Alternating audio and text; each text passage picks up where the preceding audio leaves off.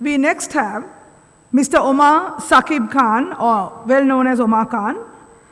Omar is a true global citizen, born in Cairo, having lived in Germany, the US, Kuwait, Saudi Arabia, etc., and now in Sri Lanka. His consulting firm, EPL Global and Sensei International, focusing on organizational and individual growth. I think Omar is totally in love with Sri Lanka, having been here so long. And we give you the floor, Omar, to talk about the way forward, a visionary catalyst. Thank you, and you have about 12 minutes. I'll try and eke out 15, but we'll see. Thank you, Thaka. Good morning, everyone. Try that again. Good morning. And this is, I'm, as I said, an adopted Sri Lankan, and it's a country I love, and I wouldn't disagree with any of the sentiments expressed about its potential and its beauty and its potential for growth. I have the interesting job to talk about vision. Before the panelists take us on a revision, we have to galvanize ourselves with vision. It was not that long ago that people realized that between stimulus and response, there is a space, and that space is called freedom. That is where proactivity happens, and you cannot have reactive transformation. It must be proactive. We have to act on the circumstances rather than wait for them to act on us. And Stephen Covey years ago told us, begin with an end in mind. But he wasn't the first. Proverbs said, without vision a people perish. And so we need a vision. We need not rhetoric, but a true vision, which is a combination of purpose and direction. Now, I've suggested when the ship of state started wobbling and it was clear, there's an old idiom that if you're in a hole, the first thing to do is to stop digging.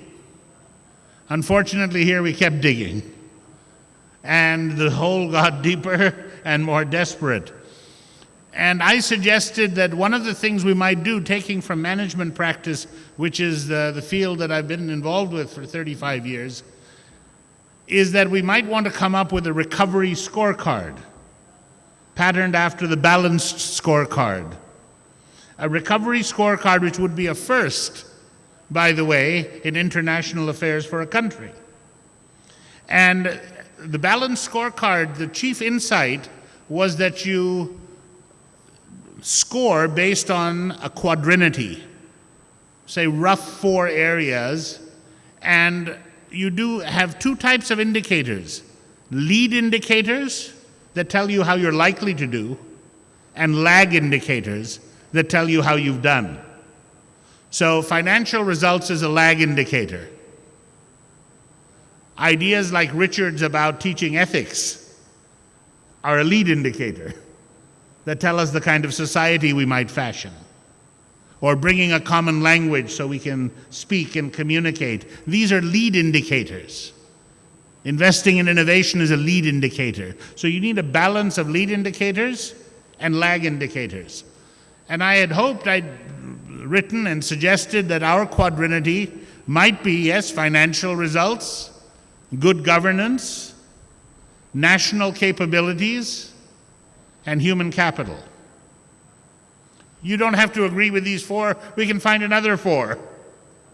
But if we could discuss, debate, synergize, and synthesize, and find these 4 quadrants and create real metrics, not blather, but real metrics, lead and lag indicators, and attract the best and brightest, those who have fled our shores, but keep an eye, a vigil, to see, is there a way to contribute those who are still here and populate this and make this our medium for discussion, also with the world, and light up the scorecard on a quarterly basis and report our progress.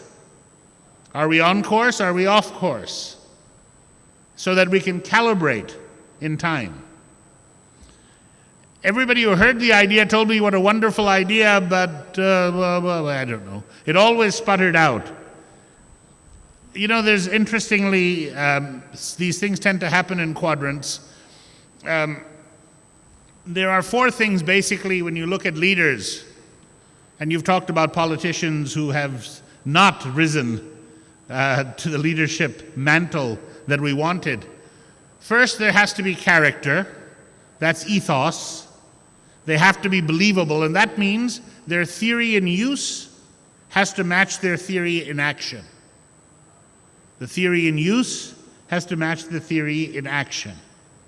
The second is there must be vision, strategic vision. But third, we have to be able to execute.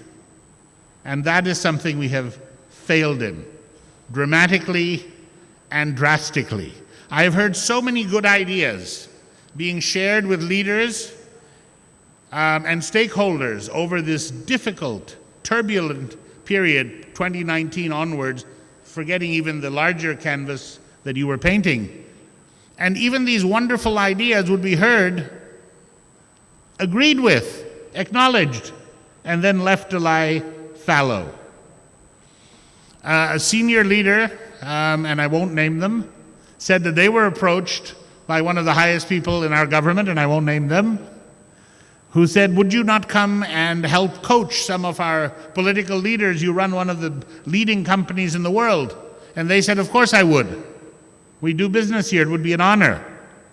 They then followed up themselves, and they have yet to have that offer taken up today. My very eminent friend, who you'll hear from later, Mr. Murtaza Jafarji, joined us in a conference we convened about taking us to 6 million tourists and beyond. And one of the simple ideas was that we realized that we don't have a national campaign to communicate where Sri Lanka is to this day. There's a tourism alliance led by a smaller private group, and they've tried, but it's not enough. We brought officials together, and I said to them, you need to change the narrative. And they said, oh, don't worry, we've got it covered. Well, if it's covered, it's news to me. It's always this disdain, this swagger, we've got it covered. And I want to know the granularity of where this coverage is. You know, we suggested very simple things. One among them, I was at New Year's, and these Montenegrins came in from Singapore who had been living in Singapore for 20 years, and they said Singaporeans were telling them, Sri Lanka beautiful, but don't go there now, it's not the right time. Singapore. We're not talking about Canada, we're talking about Singapore. We don't have the Communication Act right.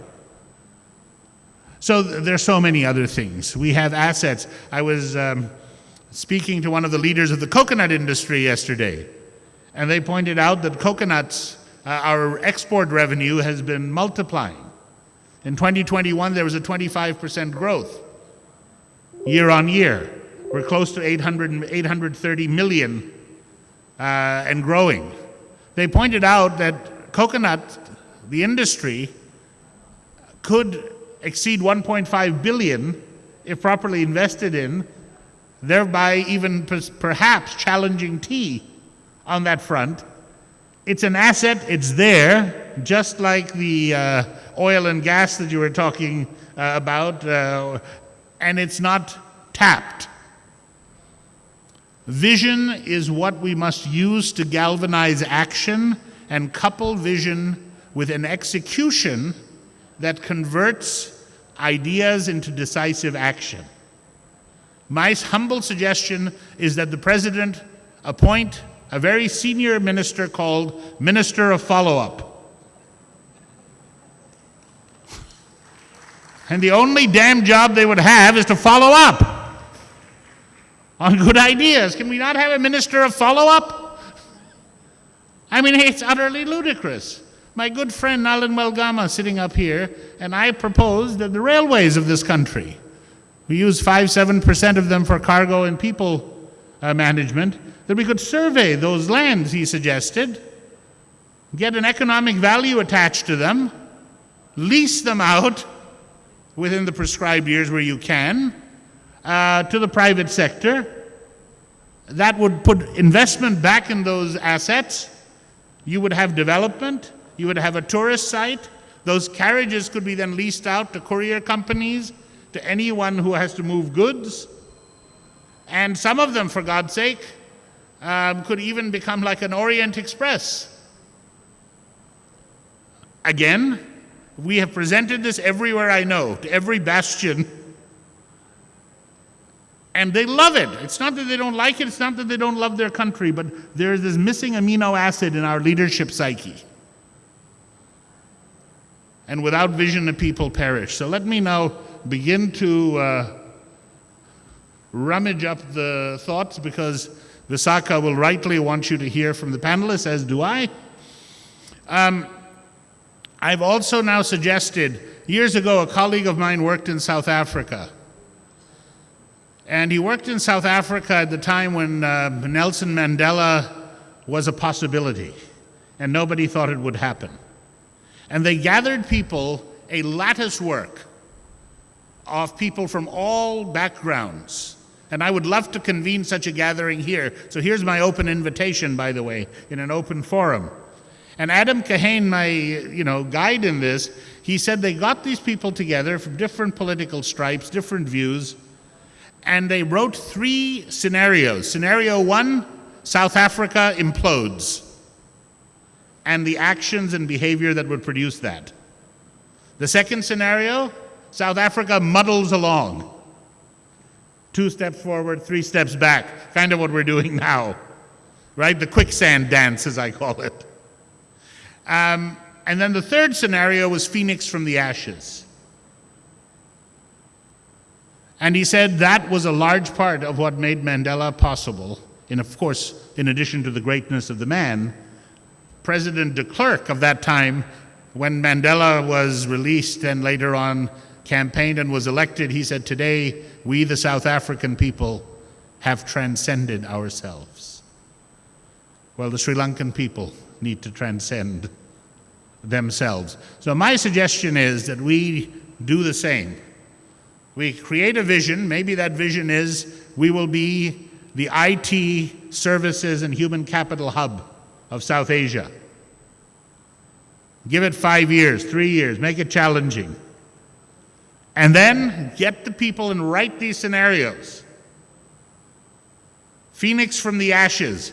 Because I was told in South Africa that even years later, when things got turbulent, people would go and look at that phoenix from the ashes. It became a kind of moral compass. It kind of stabilized things. And no, South Africa is not perfect. They have all kinds of issues. But at least apartheid was seen off, and they made their move. So I believe anything is possible in Sri Lanka. I believe all these people who are leaving our shores need a vision to bring them back. If you're asking people for sacrifice, they must know what they're sacrificing for. We can't just be against things.